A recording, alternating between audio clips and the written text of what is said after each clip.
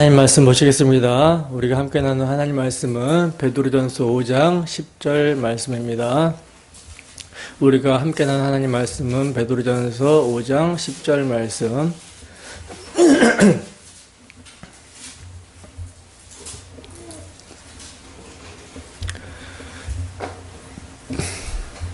다 찾으셨으면 우리 함께 한 목소리로 합독합니다. 시작. 모든 은혜의 하나님 곧 그리스도 안에서 너희를 부르사 자기의 영원한 영광에 들어가게 하신 이가 잠깐 고난을 당한 너희를 친히 온전하게 하시며 굳건하게 하시며 강하게 하시며 터를 견고하게 하시리라. 아멘. 베드로전서 파노라마라는 제목으로 하나님 말씀 증거하도록 하겠습니다. 제가 교회 단톡방에 이번 주일날 목사님들과 세미나를 한 내용을 올렸는데 다들 보셨습니까? 중요한 사안이기 때문에 꼭 보시라고 말씀을 드렸는데 다들 보셨죠? 어떻게 사안의 심각성을 느끼십니까?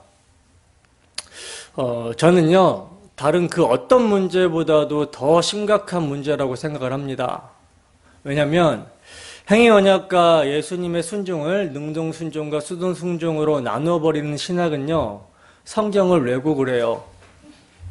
성경을 왜곡하고 더 나아가서 예수님의 구속사역의 본질을 훼손합니다. 심각해요. 여러분, 예수님의 구속사역의 본질은 십자가의 피에 있습니다. 기독교는 우리 주 예수 그리스도의 십자가의 피가 본질이고 핵심이며 전부예요. 그리스도의 피가, 그 피가 하나님 앞에서 우리를 의롭다 하고 칭의, 믿음으로 의롭다함을 받을 때 그 피로 의롭다함을 받습니다. 그 피로 거듭나게 되고 그 피로 깨끗하게 씻겨져요. 중생합니다. 그 피의 능력으로 죄와 싸워 이기고요. 그 피를 힘입어서 살아계신 하나님을 예배합니다. 섬깁니다. 그리고 그 피는 우리를 온전하게 하고 그 피가 구원받은 성도들에게 모든 것이 된다라는 거예요. 그래서 바울 사도가 갈라디아 성도들 향해서요, 십자가의 복음, 이 복음 말고 다른 복음은 없다. 다만 어떤 사람들이 너희를 교란하려고 하여서 그리스도의 복음을 변하게 하려고 하는 것이다. 그러나 우리나 혹은 하늘로부터 온 천사라도 우리가 너희에게 전한 복음 외에 다른 복음 전하면 저주를 받을지어다 라고 강력하게 권고했던 거예요. 여러분, 우리는요, 우리 주 예수 그리스도께서 죄인을 대속하시기 위해 십자가에서 피 흘리신 은혜의 복음, 이 은혜의 복음에 사활을 걸고 보수해야 합니다. 여러분, 피는 생명이기 때문에 피 흘림이 없으면요, 죄사함이 없어요. 그리고 죄사함이 없으면 하나님 앞에서 의롭다함을 얻을 수가 없습니다. 그리고 하나님 앞에서 의롭다함을 얻지 못한다면 하나님과의 교제는 있을 수가 없는 것이고 우리의 예배를 하나님께서 받으실 이유가 없는 거예요. 우리는 예수 그리스도께서 우리 대신 율법을 지키신 능동 순종의 의로 의롭다함을 받는 것이 아니라 우리와 같은 죄인을 위해 흘리신 예수의 피로, 예수 그리스도의 피로 죄사함을 받고 그 피로 의롭다 하심을 받아서 하나님 앞에 담대하게 나아가게 되는 거예요. 제가 너무나 좋아하는 찬송 252장 우리가 지금 불렀잖아요. 나의 의는 이것뿐 예수의 피밖에 없네. 찬송을 하고 있어요. 찬송가 150장은 최후 승리를 얻을 때까지, 여러분, 최후 승리가 언제 우리에게 주어집니까? 주님 다시 오실 때 주어지게 되잖아요.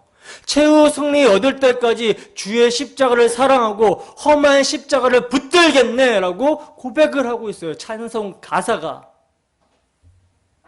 예수님이 율법 지키신 의가 아니라, 능동 순종의 의가 아니라 예수님이 우리를 위해 흘리신 피가 의라고 고백을 하고 있고요. 그 피의 은혜, 그 험한 십자가를 끝까지 붙들겠다라고 고백을 하고 있습니다. 그러니까 능동순종을 주장하는 사람들은요, 이런 찬양을 부르면서 무슨 생각을 할지 좀 안 부르나? 아니 여러분, 성경 어디에도요, 예수님께서 율법 지키신 의가 우리에게 의가 된다라고 말씀을 하고 있지 않습니다. 세미나를 목사님들이랑 했잖아요. 아무리 찾아봐도 없어요. 그러나 죄인을 위해 흘리신 그리스도의 피가 의라고 말씀하고 있는 대목은요, 너무나 많아가지고 다 찾을 수가 없어요. 왜냐하면 성경 전체가 그 이야기이기 때문에. 예를 하나 들면, 일한 것 없이 하나님께서 의로 여기심을 받는 사람의 복에 대해서 다윗이 말을 했는데, 뭐라고 말을 했죠? 불법이 사함을 받고 그 죄가 가리어짐을 받는 사람들은 복이 있다. 주께서 그 죄를 인정하지 아니하실 사람은 복이 있다라고 다윗이 말을 하고 있습니다. 시편 32편에서. 그리고 이것을 바울 사도는 로마서에서 4장에서 인용을 하죠. 여러분, 우리가 죄 사함을 무엇으로 받고 죄가 무엇으로 가려집니까? 예수의 피로 죄 사함을 받고 예수의 피로 우리의 죄가 가려집니다. 여기에 예수님의 율법 지킴은 없어요. 어디 있습니까? 예수의 피로 죄 사함을 받고 죄가 하나님 앞에 가려져서 죄를 죄로 인정하시지 않으신다라는 거예요. 당신의 아들의 피로. 이게 여러분 일한 것이 없이 하나님께 의로 여기심을 받는 칭의예요. 이 한 구절만으로도요, 예수님이 율법을 다 지켜 획득하신 의를 우리에게 전가시켜준다, 넘겨주었다라는 능동순종의 의는요, 나올 수가 없는 사변입니다. 여러분, 철저하게 모세의 수건이 벗겨진 상태에서 우리는요, 성경을 봐야 돼요. 모세의 수건이 가려져 있으면 아무것도 안 보입니다. 그냥 문자 그대로 조문만 보여요. 세목 하나하나 지켜야 되는 말씀으로 보여요. 그러나 모세의 수건이 벗겨지게 되면 성령의 조명하심 가운데 그리스도를 증거하는 영이신 성령께서 충만하게 우리에게 임재하게 되면 그리스도를 증거하신 영, 그리스도의 영광을 증거하신 영이 조명을 해주시면 성경은요, 예수님의 피만 보여요. 나 같은 죄인을 위해 흘리신 예수의 피, 이 예수 그리스도의 피의 능력을 모르는 자들이 자꾸 십자가만 이야기하면 사람의 윤리와 도덕을 무시하는 방종으로 나간다는 말을 하는데, 여러분 그렇습니까? 십자가만 이야기하면 여러분들 방종으로 나가지던가요? 예수 그리스도께서 여러분들을 위해 흘리신 피, 대속의 은혜를 알아가면 알아갈수록 정말 성령이 임해서 여러분들이 그 사실을 진정으로 알고 체휼하게 된다면 그 사랑의 깊이와 넓이와 크기와 높이를 알아가면 알아갈수록 방종의 삶으로 나간다고요? 말이 안 되는 거죠. 이건요, 내가 복음을 부끄러워하지 아니하노니 이 복음은 모든 믿는 자들에게 구원을 주시는 하나님의 능력이 됨이라 하신 하나님의 능력을 몰라서 하는 말이에요. 이런 말을 하는 것은. 그리스도의 피는요, 성도의 양심을 죽은 행실에서 깨끗하게 합니다. 그래서 살아계신 하나님을 섬기게 한다라는 거예요. 그리스도의 피가 예배를 드리는 우리의 근거고요. 그리스도의 피가 하나님을 섬기게 하는 동력이 돼요. 그리스도의 피가 이웃을 사랑하게 하는 동력이 된다니까요. 그리스도의 피, 대속의 사랑은요, 이것을 우리가 기억을 하고 우리가 받은 은혜를 상기시키면 성도들은요, 나보다 남을 낮게 여길 수밖에 없어요. 내가 긍휼함을 받았기 때문에 긍휼히 여길 수밖에 없습니다. 이걸 삶에서 각성하지 않으면 성도라고 보기 어려워요. 그래서 서로 사랑하게 합니다. 이 복음의 능력을 모르니까 지키지도 못할 율법을 지키라고 하면서 다시 멍에를 메고 있는 거예요. 내 짐은 가볍고 내 멍에는 쉽다라고 하셨는데 다시 주섬주섬 인수 목사님은 이것을 갖다가 율법주의 망령이라고 그렇게 얘기를 하더라고요. 여러분, 예수님은요, 우리를 거스르고 불리하게 하는 법조문으로 쓴 증서를 지우셨습니다. 제하여 버리셨습니다. 십자가에 못 박아 버리셨어요. 문자적으로 세목 하나하나 자신의 행위로 항상 지켜야 되는 그 법조문을 항상 지키지 못하면 저주 아래 있는 자다라고 한 그 법조문을요, 십자가에서 지우시고 제하여 버리사 못 박아 버리셨어요. 예수님이 율법의 요구, 죄의 삭선 사망, 지키지 못하면 죽음이라는 형벌을 우리를 대신해서 받으셨습니다. 우리가 그 안에서 율법의 조문에 대해서 죽었어요. 그리고 죽음을 이기신 예수 그리스도로 말미암아 이제 예수님과 함께 살게 된 새로운 피조물로서 이제 율법의 조문이 아니라 예수님이 우리를 대신해서 죽으심으로 이루시고 완성하신 사랑, 율법의 마침이 되시는 그 사랑, 그 십자가 사랑이 우리 마음에 새겨져 버렸습니다. 때문에 우리는 우리 밖에 있는 율법의 세목 하나하나를 지키는 삶이 아니라 우리 안에 새겨진 그리스도의 사랑을 나타내며 살아가는 거예요. 성령 안에서 복음이 이끄는 그리스도의 사랑이 강권하는 삶을 사는 것입니다. 이게 율법의 요구가 이루어지는 영을 따라 사는 삶이에요. 성도의 삶.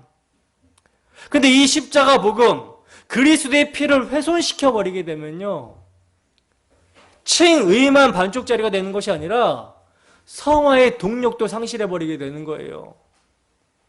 여러분, 오직 예수 그리스도의 십자가, 그 피에만 구원을 주시는 하나님의 능력이 나타납니다. 그래서 설교자인 저는요, 이것을 보수하고 이것에 서화를 걸 수밖에 없어요. 그리고 이건 설교자인 저뿐만 아니라 여러분들도 마찬가지입니다. 우리 주 예수 그리스도께서 흘리신 피가, 그 피가 여러분들 마음 가운데 확증이 되고 있는지 늘 자신을 점검하셔야 되고, 이 피의 은혜를 지키는, 보수하는 싸움을 싸우셔야 되는 거예요. 이게 성도의 싸움입니다. 그 싸움으로 부르심을 입은 거예요. 여러분들 마음 가운데 그 피가 확증이 되고 있는지, 여러분들의 심령이 완고해지지 않도록 성령 안에서 기도하면서 예수 그리스도의 사랑을 더욱더 알아가고 주 예수를 사랑하셔야 되는 것입니다. 이게 성도의 소원이어야 돼요. 여러분, 여러분들의 소원은 무엇입니까? 세상에서 잘 먹고 잘 사는 게 소원입니까? 뭐가 소원입니까? 성경은 세상의 외형은 다 지나간다라고 말씀을 하고 있어요. 썩어지고 쇠하해지고 변한다라고 말씀하고 있습니다. 여기에 가치를 두는 미련한 자는 저는 없을 거라고 생각이 됩니다. 저는 여러분, 진심으로 내 구주 예수를 더욱 사랑하는 것이 소원이에요. 사랑하는 주님이 기뻐하시는 모습이 되기를 원하고 바라고 기도합니다. 이것을 위해 기도해요. 그리고 여러분들도 저와 같이 되기를 기도합니다. 숨질 때까지, 아니 주님 나라 가서도 우리와 같은 죄인을 구원하신 우리 주 예수 그리스도를 더욱 사랑, 이 마음을 빼앗기지 않기 위해서, 이 사랑이 식지 않기 위해서 주 예수께서 내 안에 사시기를 기도하고 간절히 기도하는 모습이 마땅히 우리의 모습으로 나타나야 되고 드러나야 된다는 것이죠.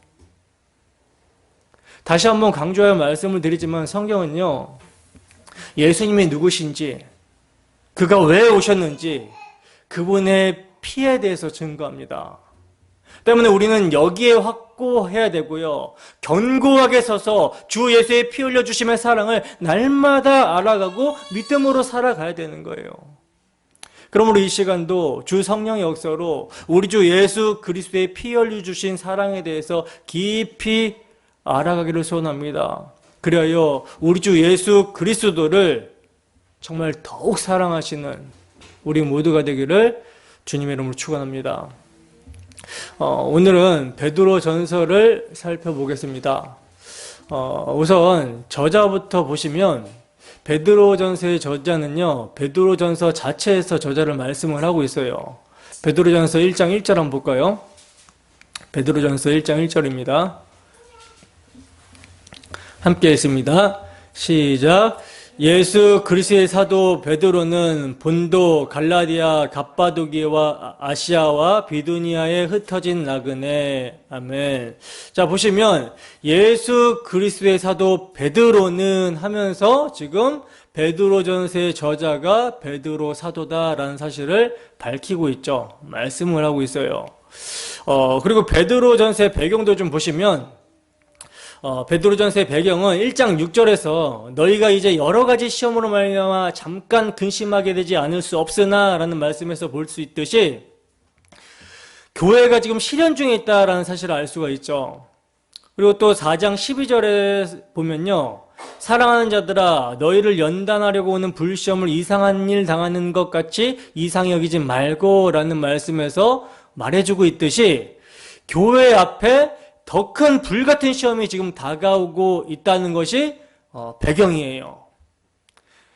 다가오고 있는 불같은 시험은 당시에 이제 네로 황제의 박해로 여겨집니다. 네로 황제의 기독교 박해. 그러니까 지금 이러한 배경에서 베드로 사도는요, 이들을 견고하게 하여 불같은 시험을 능히 감내할 수 있도록 격려하기 위한 목적으로 서신서를 지금 기록하고 있는 거예요. 자, 그렇다면 여러분, 지금 베드로 사도가 편지를 받는 성도들을 격려하고 또 그들을 견고하게 하여서 불같은 시험을 능히 감내할 수 있도록 하기 위해서 서신서를 지금 기록을 하고 있는데, 사도가 무엇을 통해 어떻게 성도를 격려하고 견고하게 세워줄 수 있을까요? 어떻게? 우리가 여러분 잘 알다시피 베드로 사도는 어떤 사람입니까? 지금 몇 주째 지금 베드로 사도를 이렇게 제가 이야기를 하고 있는 것 같은데, 베드로 사도는 어떤 사람입니까? 베드로 사도는요, 예수님을 가장 열성적으로 따르는 사람이었어요. 그래서 수제자라고 하잖아요. 그죠? 최초로 예수님이 누구신지에 대해서 정확하게 대답한 사람입니다. 주는 그리스도시요 살아계신 하나님의 아들입니다. 이렇게 정확하게 고백한 사람이고요. 그리고 예수님의 변화산 사건을 직접 목격한 사람이었어요. 그리고 그가 어느 정도 열성적이었냐면, 예수님께서 십자가를 지신다라고 했을 때 자신은 예수님이 어디를 가시든지 어떤 상황에 예수님께서 처해지시든지 자기는 따르겠다고, 설령 죽을지라도, 예수님과 함께 죽을지라도 예수님을 부인하지 않고 끝까지 따르겠습니다 라고 하는 사람이 베드로였습니다. 이 말은 여러분 진심이었어요. 베드로의 진심입니다. 근데 정작 불같은 시험이 그에게 찾아오게 되었을 때, 즉 예수님을 따르는 제자라는 이유로 그에게 자신의 목숨의 위험이 감지가 되었을 때 그가 어떻게 나오죠?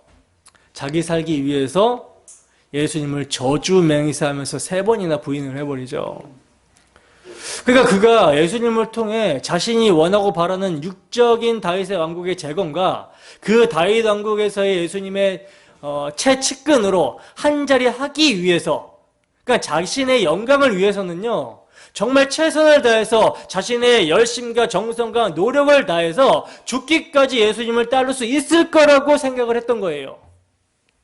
그러나 정작 예수님을 통해 자신의 목숨의 위험이 감지가 되자 자기 살려고 예수님을 부인해 버리더라는 것이죠.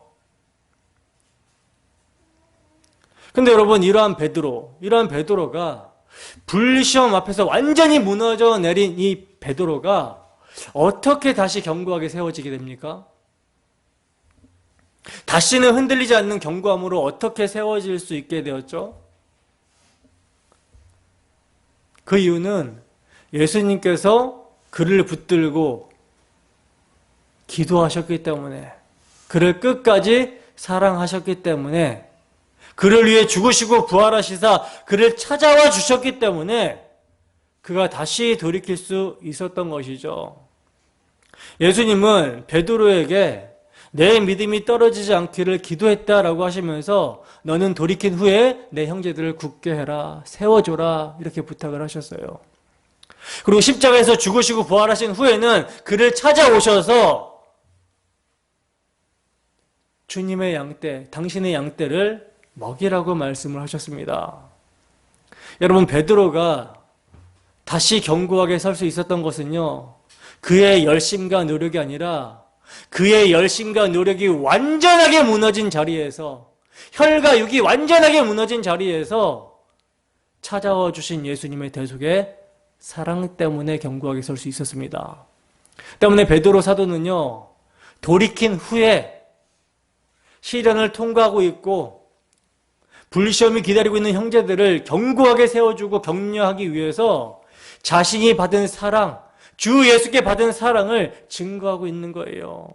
우리 주 예수 그리스도의 십자가 피 흘리심의 사랑으로 그들을 견고하게 세워주고 있으며 이를 근거로 권면을 하고 있는 것입니다. 여러분, 로마서 8장에서 바울 사도가 말씀해주고 있듯이요, 오직 그리스도의 사랑만이 성도를 견고하게 세워줍니다. 그리고 모든 일에 넉넉히 이길 수 있는 힘을 주신다는 거예요. 그리스도의 사랑만이. 로마서 8장 35절에서 39절 말씀 한번 찾아서 읽어볼까요?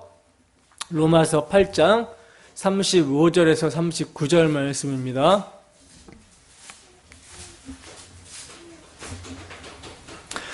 함께 읽습니다. 시작. 누가 우리를 그리스도의 사랑에서 끊으리요? 환난이나 공고나 박해나 기근이나 적신이나 위험이나 칼이랴. 기록된 바 우리가 종일 주를 위하여 죽임을 당하게 되며 도살당할 양같이 여김을 받았나이다 함과 같으니라. 그러나 이 모든 일에 우리를 사랑하시는 이로 말미암아 우리가 넉넉히 이기느니라. 내가 확신하노니 사망이나 생명이나 천사들이나 권세자들이나 현재일이나 장래일이나 능력이나 높음이나 깊음이나 다른 어떤 피조물이라도 우리를 우리 주 그리스도 예수 안에 있는 하나님의 사랑에서 끊을 수 없으리라. 아멘.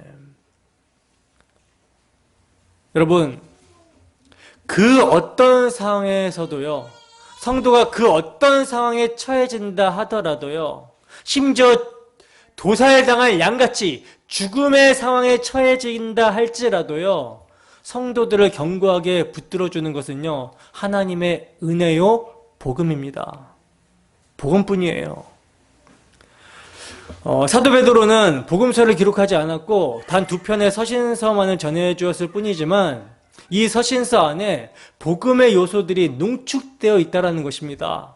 때문에 사도 베드로는요, 하나님의 은혜의 복음에 근거하여 불같은 시험을 당하게 될 성도들을 굳게, 강하게, 견고하게 세워주시고자 서신서를 기록을 하고 있는 거예요.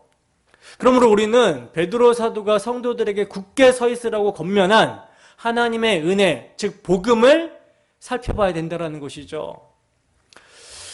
그러면 이제 사도가 하나님의 은혜의 복음으로 누구를 견고하게 세워주기 위해서 서신서를 보내려고 하는지부터 살펴봅시다. 다시 1절을 보시면 예수 그리스도의 사도 베드로는 본도 갈라디아, 갑바도기아와 아시아와 비두니아에 흩어진 나그네라고 하면서 수신자를 지금 부르고 있는데, 여기서 지금 거론한 5주는요 소아시아에 있는 지방들이에요. 그리고 흩어진 나그네라는 말은 흩어져 살고 있는 유대인들, 우리 교회인 디아스포라들을 지금 연상하게 되지만, 그렇다고 유대인들만 흩어져 살고 있는 나그네는 아니죠. 그죠? 하늘의 시민권자인 성도들은요, 주님 다시 오시는 그날에는 모이게 될 거예요. 모두가. 각 시대마다 또 지역마다 살고 있던 모든 교회가 주님 오시게 되는 날 장자들의 총회로 모이게 될 것입니다. 그러나 지금은 각처에 흩어져서 살고 있는 나그네로 살아가는 거예요. 나그네로 살아가서 지금 부분 모이죠. 그렇지만 그 날에는 어떻게 모여요? 모두가 다 이렇게 하나로 모이게 될 거라는 거죠. 그래서 베드로 사도는 흩어진 나그네라고 지금 말씀을 하고 있는 거예요. 그러니까 베드로전서의 수신자는 모든 그리스도인이라고 말할 수 있는 것입니다. 이 점이 이제 흩어진 나그네를 부르는 대목에서 볼 수가 있는 것이죠. 본문 1장 2절을 봅시다. 베드로전서 1장 2절 함께 했습니다. 시작. 곧 하나님 아버지의 미리 아심을 따라 성령이 거룩하게 하심으로 순종함과 예수 그리스도의 핏뿌림을 얻기 위하여 택하심을 받은 자들에게 편지하노니 은혜와 평강이 너희에게 더욱 많을지어다. 아멘. 자, 보시면 흩어져 있는 나그네들을 지금 사도는 어떻게 부르고 있습니까? 하나님 아버지의 미리 아심을 따라 성령의 거룩하게 하심으로 순종함과 예수 그리스도의 핏뿌림을 얻기 위하여 택하심을 받은 자들이라고 이렇게 부르고 있죠. 그러니까 흩어진 나그네들은요, 모든 그리스도인들을 부르는 호칭인데 여기에는 하나님 아버지의 미리 아심과 성자 예수 그리스도의 핏뿌림, 성령의 거룩하게 하심, 순종함, 삼위 하나님의 사역이 다 들어가 있어요. 여러분, 베드로 사도는요, 시련을 겪고 있고 불같은 시험에 처해 있는 자들을 견고하게 세워주기 위해서 그들의 정체성을 지금 우선적으로 상기시켜주고 있습니다. 너희는 삼위 하나님께서 택하신 자들이라는 거예요. 너희는 택하심을 받은 자들이라는 것입니다. 그리고 이제 여기서 단연코 핵심은 뭡니까? 택하심을 받은 자들인데 여기서 단연코 핵심은 뭐예요? 예수 그리스도의 핏뿌림을 얻기 위하여. 이게 핵심이죠. 여러분, 예수 그리스도의 핏뿌림을 얻기 위하여라고 하면요, 구약시대의 그림자로 주어졌던 제의적 표현을 지금 베드로 사도가 그대로 차용한 말이거든요. 이 점을 히브리서에서는 이렇게 말씀을 하고 있어요. 히브리서 9장 19절에서 22절 말씀 제가 읽어드리겠습니다. 모세가 율법대로 모든 계명을 온 백성에게 말한 후에 송아지와 염소의 피 및 물과 붉은 양털과 우슬초를 취하여 그 두루마리와 온 백성에게 뿌리며 이르되 이는 하나님이 너에게 명하신 언약의 피라 하고 또한 이와 같이 피를 장막과 섬기는 일에 쓰는 모든 그릇에 뿌렸느니라. 율법을 따라 거의 모든 물건이 피로써 정결하게 되나니 피 흘림이 없은즉 사함이 없느니라. 자, 그렇다면 여러분, 지금 베드로 사도는 흩어져 있는 나그네들의 정체성을 상기시키는데 왜 핏뿌림을 얻기 위하여라는 제의적인 표현을, 구약의 이 표현을 그대로 지금 사용하고 있는 걸까요? 왜냐하면 그들에게 그림자로 주셨던 제사 제도가 실체이신 예수 그리스도를 통하여 이제 완전하게, 온전하게 성취가 되었다, 개혁이 되었다라는 사실을 드러내기 위해서 지금 사용하고 있는 거예요. 그리하여 그리스도인들이란 짐승의 피가 아니라 하나님의 아들 예수 그리스도의 피로 뿌림을 받아서 단번에, 영단번에 죄가 사하여졌으며 옛 언약이 아니라 새 언약의 백성들이 되었다라는 사실을 확인시켜주고 있는 것입니다. 더 나아가서요, 3절에서 5절 말씀 보겠습니다. 1장 3절에서 5절 함께 읽어볼까요? 시작. 우리 주 예수 그리스도의 아버지 하나님을 찬송하리로다. 그의 많으신 긍휼대로 예수 그리스도를 죽은 자 가운데서 부활하게 하심으로 말미암아 우리를 거듭나게 하사 산 소망이 있게 하시며 썩지 않고 더럽지 않고 쇠하지 아니하는 유업을 있게 하시나니 곧 너희를 위하여 하늘에 간직하신 것이라. 너희는 말세에 나타내기로 예비하신 구원을 얻기 위하여 믿음으로 말미암아 하나님의 능력으로 보호하심을 받았느니라. 아멘. 3절을 보시면요, 사도는 우리 주 예수 그리스도의 아버지 하나님을 찬송하면서 그의 많으신 긍휼대로 예수 그리스도의 죽은 자 가운데서 부활하심으로 말미암아 이렇게 지금 말씀을 하고 있는데, 여러분, 여기서 중요한 요점이 있는 거예요. 여기에 중요한 요점이 있습니다. 왜냐하면 사도는 성도의 정체성에 대해서 상기시킬 때 십자가의 핏뿌림, 그러니까 십자가에 달려 피 흘리신 죽으심만을 지금 전하고 있는 것이 아니라 죽은 자 가운데서 부활하심으로 말미암아까지 지금 나아가고 있다는 거예요. 그래서 21절에서도 너희는 그를 죽은 자 가운데서 살리시고 영광을 주신 하나님을 그리스도로 말미암아 믿는 자니라고 말씀을 합니다. 그러니까 여러분, 우리가 믿는 예수는요, 죽으실 뿐만 아니라 다시 살아나신 주님이라는 거예요. 여러분, 우리 그리스도인이란 우리 주 예수 그리스도의 죽으시고 다시 살아나심 안에서 모든 문제의 해답을 얻는 사람들입니다. 그리스도의 죽으심과 부활 안에서 모든 문제의 해답을 얻는 사람이 우리 그리스도인들이라는 거예요. 이것이 복음입니다. 바울 사도는요, 이렇게 말을 하고 있어요.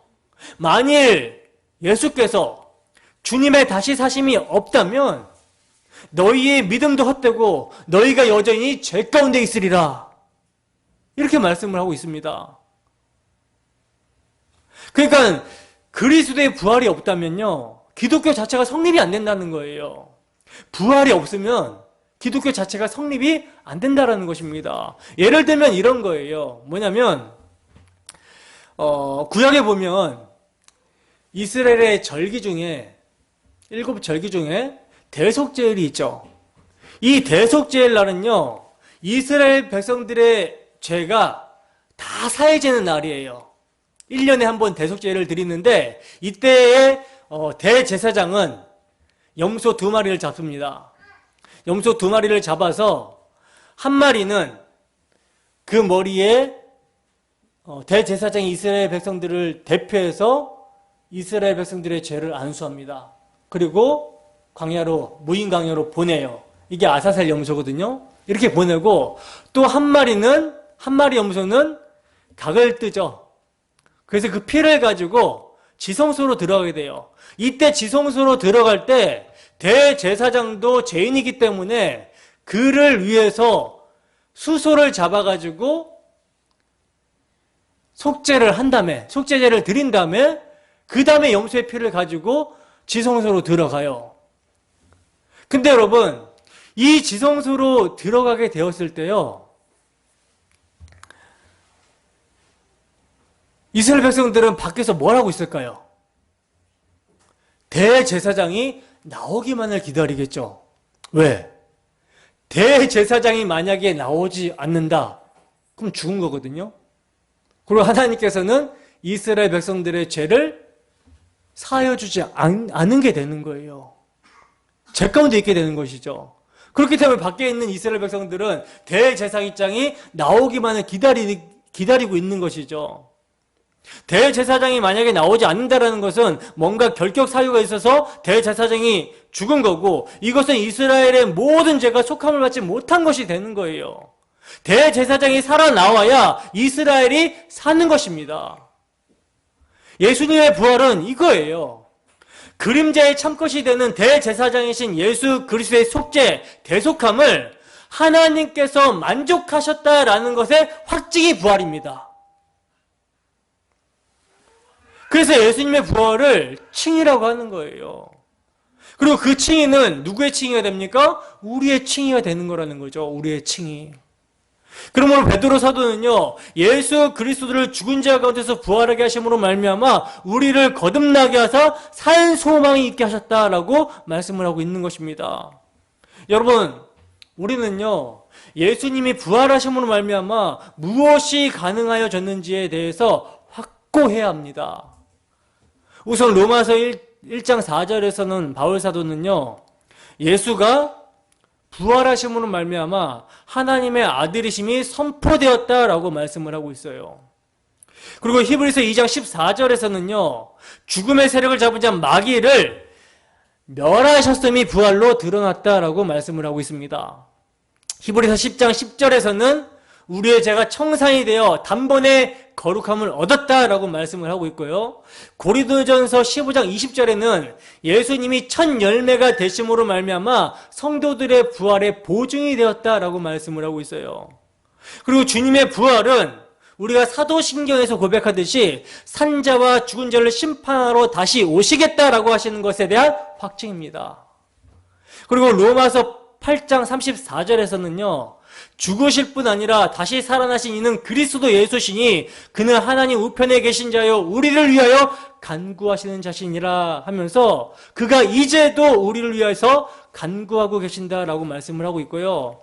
베드로 사도는요, 베드로 전서, 우리가 오늘 살펴보는 베드로 전서에서 사도는 썩지 않고 더럽지 않고 쇠하지 아니하는 유업을 잊게 하시나니 곧 너희를 위하여 하늘에 간직하신 것이라 하고 말씀합니다. 여기서 유업을 잊게 하신다라는 것은 이스라엘 백성들에게 가나안 땅을 기업으로 주신 것을 예표로 하여 성도들이 누리게 될 영원한 영광을 지금 의미하는 거거든요. 그래서 너희를 위하여 하늘에 간직하신 것이라 하고 말씀을 하고 있는 거예요. 여러분, 우리가 위의 것을 찾아야 되는 이유가 여기에 있는 것이죠. 그러니까 여러분, 우리가 거듭나서 하나님의 자녀가 되었다면 하나님의 상속자가 되는 것이고 유업을 이을 자가 되는 것이라고 말씀을 하고 있어요, 성경은. 이것이 뭘로 받게 되는 거예요? 이것이 예수님의 죽으심과 부활, 복음으로 말미암아 받게 되는 우리의 것이라는 것입니다. 우리의 영광을 위한 것이라는 거예요. 이것이 여러분 얼마나 엄청난 것인지 아시겠습니까? 이것을 생각하면 자다가도 벌떡벌떡 일어나야 돼요. 아닌가요? 세상의 그 어떤 것과 비교할 수 없는 영광을 우리가 그리스도의 죽으심과 부활로 말미암아 약속을 받았어요. 하나님께서 약속을 이루어 주셨다라는 것은요, 이건 이미 이루어진 거거든요. 그리스도 안에서 이루어졌다라니까요. 이것을 아는 자는요, 바울 사도와 같이 예수 그리스도를 아는 것 말고는 모든 것을 배설물로 여겨버리는 거예요. 그리고 이것을 생각할 때 정말 감격에 벅차서 찬송하리로다 이렇게 찬양을 하게 되는 것입니다. 이러한 찬양이 우리에게 있으십니까? 그리고 여러분, 우리가 더욱더 찬양해야 되는 것은요, 너희는 말세에 나타내기로 예비하신 구원을 얻기 위하여 믿음으로 말미암아 하나님의 능력으로 보호하심을 받았느니라 하고 말씀하고 있다라는 사실 때문입니다. 여기서 말세에 나타내기로 예비하신 구원이란, 이것을 이제 보호하심과 결부시키면 재림 때에 나타날 구원을 가리키는 것도 되지만, 그러나 말세에 나타내신 구원이라는 표현에는요, 예수님의 초림도 포함이 되는 표현이에요. 왜냐하면 그는 창세전부터 미리 알리신 바 되시니나 이 말세에 너희를 위하여 나타내신 바 되었으니 라고 베드로 사도는 말씀하고 있기 때문입니다. 그리고 골로새서에서 바울 사도는 만세와 만대로부터 감추어졌던 것인데 이제는 그의 성도들에게 나타났다라고 말씀을 하고 있어요. 그러니까 이것은 마지막 계시라는 것이죠. 그러니까 그리스도께서 육신을 입고 이 땅에 오셔서 죽으시고 다시 사신 구속사역은요, 말세에 나타내기로 예비하신 구원 계획이라는 것입니다. 그래서 보시면 여러분 5절 안에는요, 구원, 믿음, 보호 이렇게 있어요. 나타난 구원은 뭘로 받게 되고 믿음으로 받게 되고요. 그리고 우리가 받은 구원은 끝까지 보호하여 주신다라는 거예요. 하나님께서는 당신이 시작하신 것을 또한 완성하기 위해서 하나님의 능력으로 보호하심을 입었나니 라고 하는 것입니다. 그렇기 때문에 여러분, 우리의 구원은 안전하다라는 거예요. 하나님께서 택하시고 그리스도께서 구속하시고 피 뿌려주시고 성령은 거듭나게 해주신 것은요, 결코 잃어버리게 되거나 중단되거나 미완성에 끝나지 않는 것입니다. 이것이 바로 삼위 하나님께서 해주신 영광스러운 일이라는 거예요. 이것을 생각할 때 우리의 신앙은 견고하여지게 되는 것이고 찬송하리로다 하고 찬양이 터져 나오게 되는 것입니다. 여러분, 베드로 사도는요, 흩어진 나그네들, 모든 그리스도인들은요,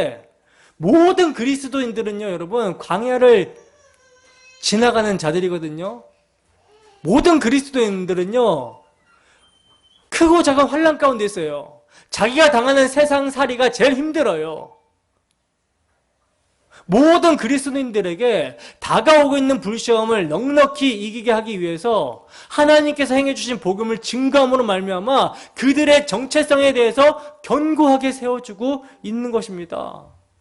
하나님이 그들에게 행해주신 것이 무엇인지를 알고 복음에 견고하게 서 있으라고 하는 거예요. 왜냐하면 이 복음에 견고하게 서야 불같은 시험, 정말 내 삶에 왜 이러한 일이 일어나게 되는가라고 하는 그런 고난, 시험, 시련, 이런 것이 닥치게 되는 이유를 알게 됩니다. 인생이 해석이 되는 거예요. 1장 6절에서 9절 말씀입니다. 함께 했습니다. 시작.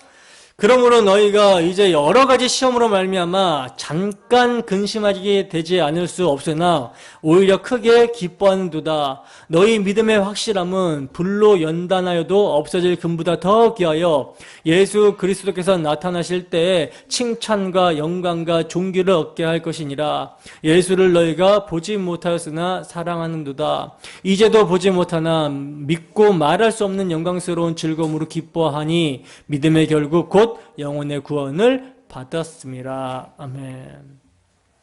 여러분, 지금 성도들은요, 여러 가지 시험에 직면해 있습니다.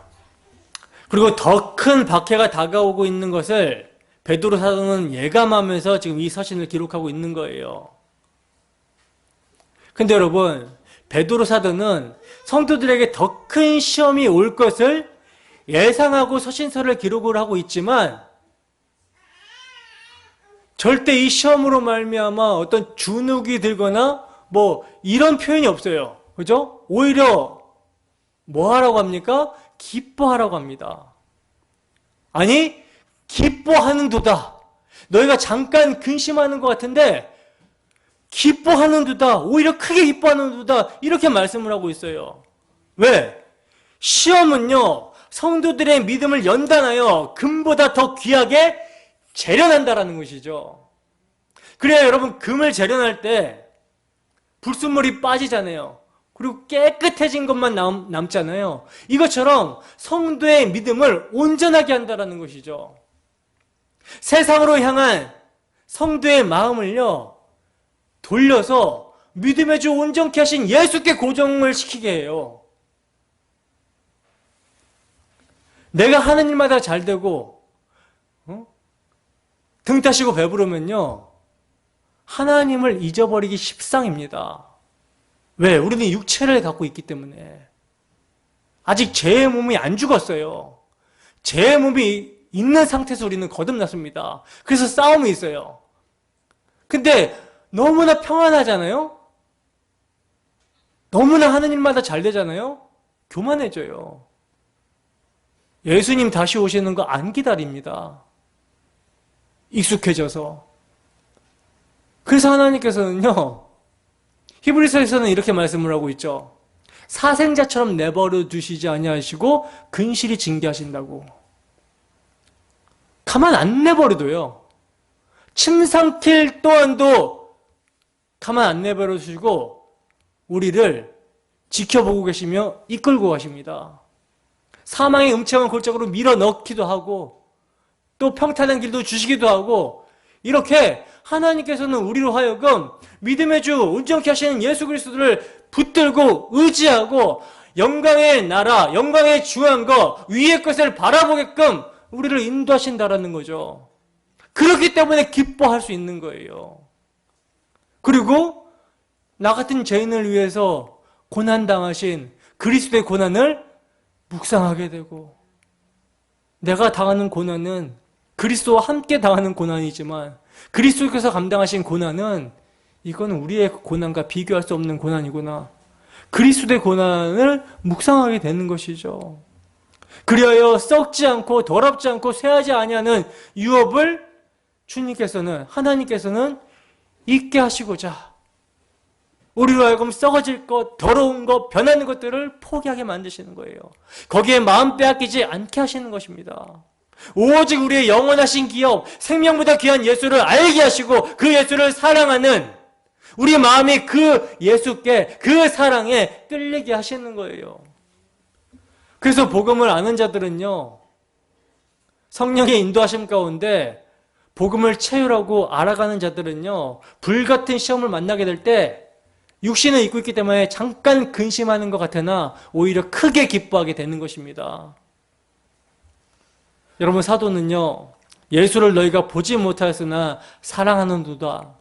이제도 보지 못하나 믿고 말할 수 없는 영광스러운 즐거움으로 기뻐하나니 하고 말씀을 하고 있어요.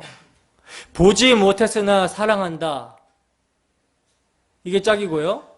보지 못했으나 믿는다. 이렇게 사랑과 믿음이 짝을 이루고 있죠. 여러분, 그리스도인들은요, 주님을 보지 못했으나 사랑합니다.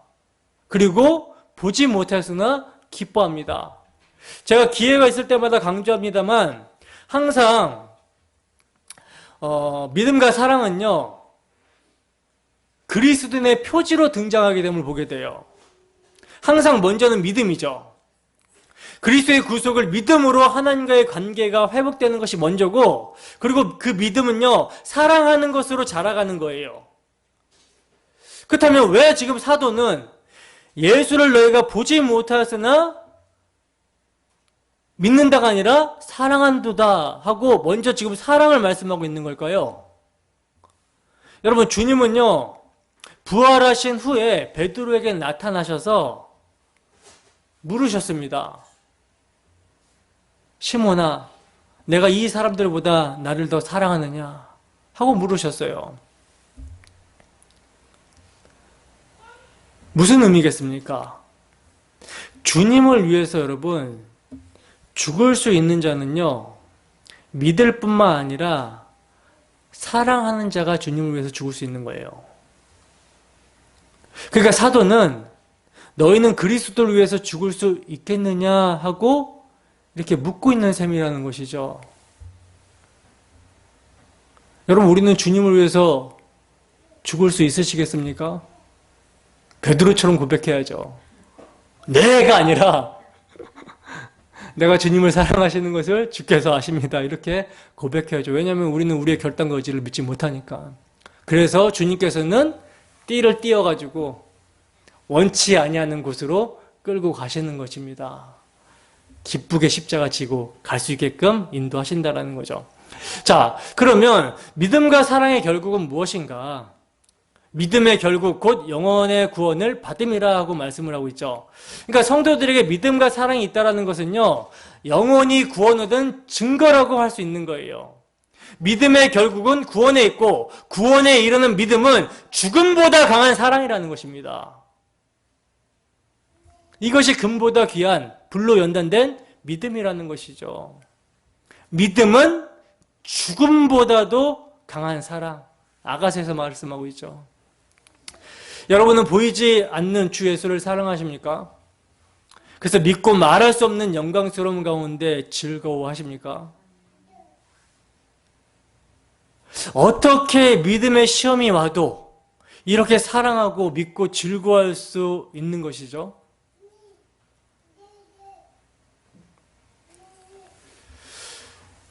그것은요, 복음의 말씀이 은혜로 말미암아 우리가 들었을 때 믿어졌기 때문이라는 거예요. 그렇기 때문에 우리가 고난을 당해도 환난 가운데 있어도 예수 믿는 게 왜 이렇지? 라고 할 정도로 절망 가운 상황에 치닫는다 하더라도 예수를 보지 못해서나 사랑하는 것입니다. 믿고 말할 수 없는 영광스러운 가운데 즐거워하는 것입니다. 그래서 여러분, 평안할 때는요, 이게 신앙인지 아닌지 잘 몰라요. 근데 고난이 닥쳐오면 신앙이 진짜인지 아닌지가 드러납니다.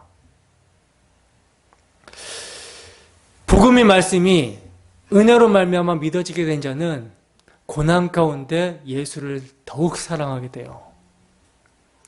그리고 하늘 영광을 바라보며 기뻐하게 됩니다. 그래서 베드로 사도는요, 불시험을 앞둔 성도들을 견고하게 해주시고자 구속신앙, 부활신앙, 재림신앙 이렇게 무장시켜주는, 즉 하나님의 은혜 복음을 전해주고 있는 거예요. 자, 그리고 이제 사도는요, 고난을 통과해야 될 성도들을 격려합니다. 정체성을 상기시켜줬고 이제는 성도들 격려해요. 근데 이 격려 또한 어디에 근거를 두고 있냐면 4장 13절에서 14절 말씀 함께 읽어보겠습니다. 4장 13절에서 14절 시작. 오히려 너희가 그리스도의 고난에 참여하는 것으로 즐거워하라. 이는 그의 영광을 나타내실 때에 너희로 즐거워하고 기뻐하게 하려 함이라. 너희가 그리스도의 이름으로 치욕을 당하면 복 있는 자로다. 영광의 영 곧 하나님의 영이 너희 위에 계심이라. 아멘. 자, 2장 20절에서 21절도 함께 읽어보겠습니다. 2장 20절에서 21절 함께 했습니다. 시작. 죄가 있어 매를 맞고 참으면 무슨 칭찬이 있으리요. 그러나 선을 행함으로 고난을 받고 참으면 이는 하나님 앞에 아름다우니 이를 위하여 너희가 부르심을 받았으니 그리스도도 너희를 위하여 고난을 받으사 너희에게 본을 끼쳐 그 자취를 따라오게 하려 하셨느니라. 아멘. 보시면 여러분, 베드로 사도는요, 성도들에게 격려하는 근거를요, 그리스도께서 우리를 위하여 당하신 고난에 두고 있어요. 고난. 그리스도는 여러분 우리의 머리십니다. 머리가 고난을 받으셨다면 몸 또한 고난을 받게 되는 것이죠. 선생이신 분이 환난을 받으셨다면 제자인 우리도 환난을 받게 되는 것은 당연한 것이죠. 그죠? 그러나 소망은 어디 있습니까? 세상에서 너희가 환난을 당하나 담대하라. 내가 세상을 이겼노라 하심이라. 여기에 소망이 있는 것이죠. 2장 22절 24절 말씀 보겠습니다. 함께 했습니다. 시작. 그는 죄를 범하지 아니하시고 그 입에 거짓도 없으시며 욕을 당하시되 맞대어 욕하지 아니하시고 고난을 당하시되 위협하지 아니하시고 오직 공의로 심판하신 이에게 부탁하시며 친히 나무에 달려 그 몸으로 우리 죄를 담당하셨으니 이는 우리로 죄에 대하여 죽고 의에 대하여 살게 하려 하심이라. 그가 채찍에 맞음으로 너희는 나음을 얻었나니. 아멘. 여러분, 그리스도께서 왜 이렇게 해주셨습니까? 두 가지로 말씀하고 있는데, 첫째는요, 그리스도께서 단번에 죄를 위하여 죽으사 의인으로서 불의한 자를 대신하셨으니 이는 우리를 하나님 앞으로 인도하려 하심이라. 육체로는 죽임을 당하시고 영으로는 살리심을 받으셨으니 하고 말씀합니다. 그러니까 하나님 존전에서 추방당한 아담의 후예들이요, 하나님 앞으로 돌아갈 수 있는 유일한 방도는 그리스도의 대속을 의지하는 길뿐이라는 거예요. 그리고 둘째는 친히 나무에 달려 그 몸으로 우리 죄를 담당하셨으니 이는 우리로 죄에 대하여 죽고 의에 대하여 살게 하려 하심이라. 즉 우리 옛사람은 이미 그리스도 안에서 죽었다라는 것입니다. 그러니까 이런 의미예요. 바울 사도가 갈라디아서에서 말씀하고 있는 것처럼 이제 내가 육체 가운데 사는 것은 나를 사랑하사 나를 위하여 자기 몸 버리신, 자기 목숨 버리신 하나님의 아들을 믿는 믿음 안에서 사는 것이라, 이런 뜻이에요. 그러므로 이런 은혜의 복음을 각성하게 된 자는요, 그리고 믿게 된 자는요, 너희를 연단하려고 오는 불시험을 이상한 일 당하는 것 같이 이상히 여기지 않게 되는 거라는 것이죠. 오직 너희가 그리스도의 고난에 참여하는 것으로 즐거워하며 권하게 된다는 것입니다. 이게 여러분 기독교의 신비라고 할 수 있어요. 예수님이요, 고난을 당하시는데 그분은 하나님이십니다. 충분히 보복하실 수 있는 힘이 있으신 분이죠. 그런데 그렇게 하지 않느냐 하세요.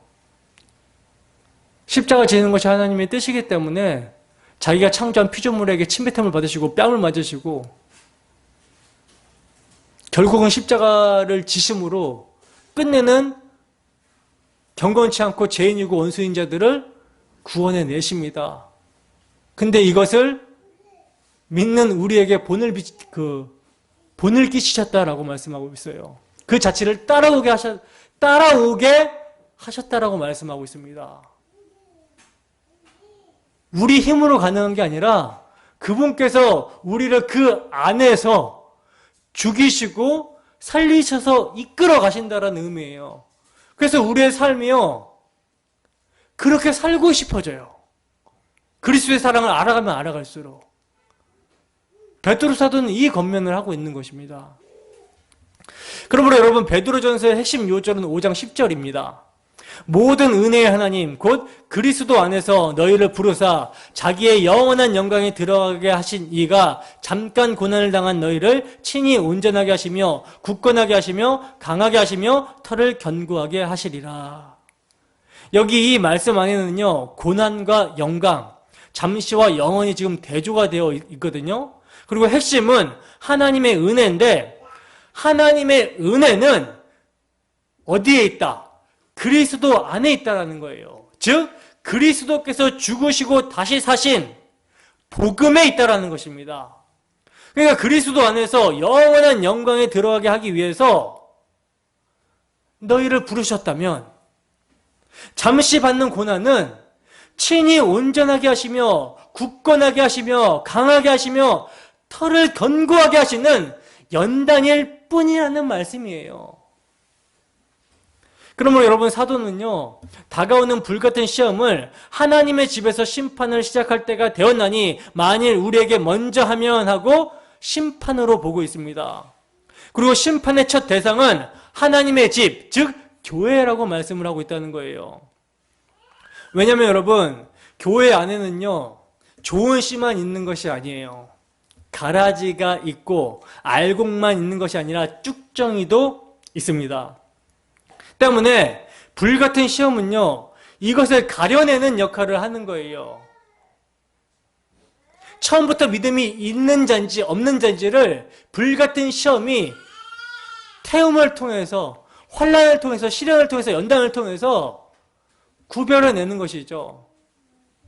그래서 참 성도에게는요, 참 성도에게 있어서는요, 불같은 시험이 우리 안에 쭉정이를 태워버리는 역할을 하고요, 교회 안에서는요, 가라지를 내어 쫓는 이런 역할을 한다라는 것입니다. 그렇기 때문에 너희는 정신을 차리고 근신하여 기도하라고 말씀하고 있는 거예요. 정신을 차려라. 이 말이 무슨 의미입니까? 자신이 누군가 하는 정체성을 망각하지 말라는 거예요. 복음을 늘 상기시키고 기억하라는 것입니다. 그리고 하나님의 능하신 손 아래서 겸손하라. 너희 염려를 다 주께 맡겨버려라. 왜냐하면 시험을 주시는 분, 모든 우주 만물을 주관하시고 우리의 삶을 섭리로 인도하시는 분은 하나님이시니까 우리에게 시험이 왔을 때 그 시험을, 염려를 다 주께 맡겨버리라는 거예요. 그리고 근신하여 깨어라. 그 영혼을 미쁘신 창조 주께 부탁할지어다. 그리고 결론은 이것입니다. 이것이 하나님의 참된 은혜임을 증언하노니 너희는 이 은혜에 굳게 서라. 권능이 세세 무궁하도록 그에게 있을지어다. 아멘. 어떻습니까? 여러분, 우리는 이 은혜에 굳게 서고 있습니까? 말씀을 들었잖아요. 굳게 섰습니까? 주 예수의 한량없는 사랑, 십자가 사랑에 마음이 끌려야 돼요. 마음은 제가 어떻게 해줄 수가 없어요. 저는 전할 뿐이고 성령께서 여러분들의 심령 가운데 역사하기를 기대하면서 기도하면서 전할 뿐이고 여러분들의 마음이 끌려야 돼요. 어디에? 험한 십자가에. 그리고 그 험한 십자가를 통해서 말로 형용할 수 없는 영광과 약속이 우리에게 있음을 바라보셔야 됩니다. 이것을 바라볼 때 겉면이 가능한 거예요. 겉면이. 우리의 신분이 어떤 신분이라고 이야기합니까? 너희는 택하신 족속이요, 왕같은 제사장들이요, 거룩한 나라요, 그의 소유된 백성이니 라고 말씀을 하고 있어요. 우리의 신분, 예수 그리스도 십자가로 말미암아 우리의 신분이 이렇게 엄청난 신분이 되었다. 종의 신분, 일평생에 죽음에 매여 종노릇하는 그런 종의 신분에서 이런 엄청난 신분이 되었다라는 것을 깨닫게 된다면 그의 아름다운 덕을 선포하는 것은, 자랑하는 것은 당연한 거라는 거죠. 너희가 전에는 백성이 아니더니 이제는 하나님의 백성이고, 전에는 긍휼을 얻지 못하더니 이제는 긍휼을 얻었다 그래요. 그렇기 때문에 뭐하라? 너희 영혼을 거슬러 싸우는 육체의 정욕을 제어하라. 복음으로써 너희 육을 쳐서 복종시키게 하라. 의의 병기로 준 내 자신을, 너의 몸을 하나님께 드려라. 너희가 순종하는 자식처럼 전에 알지 못하는 때에 따르던 너희 사욕을 본받지 말고 오직 너희를 부르신 거룩한 이처럼 너희도 모든 행실에 거룩한 자가 되라. 기록되었으되 내가 거룩하니 너희도 거룩할지어다 하셨느니라. 이게 지금 레위기 18장에서 하나님께서 이스라엘 백성들에게 말씀하신 말씀인데, 베드로 사도는요 이걸 그대로 인용해서 하나님의 백성들인 우리에게 권면을 하고 있어요. 하나님께서 거룩하시기 때문에 너희도 모든 행실에서 너희를 부르신 거룩한 자처럼 거룩한 행실을 하라는 것입니다. 그럼 여러분, 거룩이 뭐예요? 거룩이 뭡니까? 우리 주 예수 그리스도가 거룩이라니까요. 그리스도의 사랑 안에서 행하는 게 거룩이에요. 그러니까 서신서의 모든 권면은요, 그리스도의 사랑을 받았느냐, 그 사랑 안에서 행하라예요. 이 사랑에 빠지면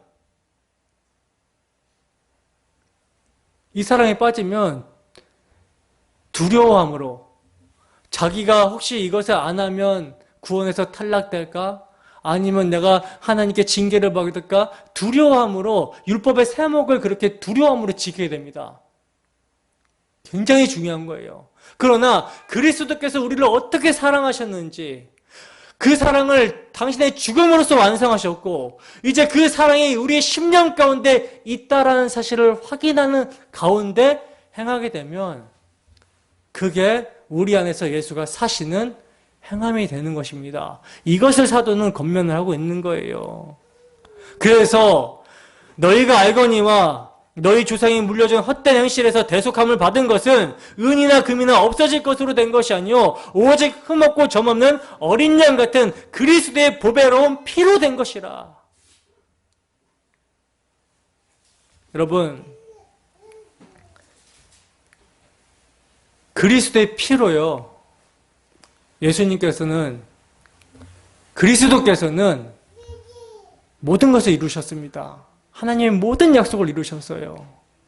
이 안에서 행하고 어떠한 시련이나 어떠한 환난이나 어떠한 고난이 닥친다 할지라도 우리를 사랑하시는 우리 주 예수 그리스도 안에 있는 하나님의 사랑에서 끊어지지 않기 때문에 넉넉히 이길 수 있고, 또 우리의 믿음이 정금같이 단련이 되는 시간이라는 사실을 인식하게 되기 때문에 기뻐할 수 있는 것입니다. 이 은혜에 굳건하게 서는 우리의 모습이 되기를 주님의 이름으로 축원합니다. 주기도문으로 예배 마치겠습니다. 하늘에 계신 우리 아버지, 아버지의 이름을 거룩하게 하시며 아버지의 나라가 오게 하시며 아버지의 뜻이 하늘에서와 같이 땅에서도 이루어지게 하소서. 오늘 우리에게 일용할 양식을 주시고 우리가 우리에게 잘못한 사람을 용서하여 준 것 같이 우리 죄를 용서하여 주시고 우리를 시험에 빠지지 않게 하시고 악에서 구하소서. 나라와 권능과 영광이 영원히 아버지의 것입니다. 아멘.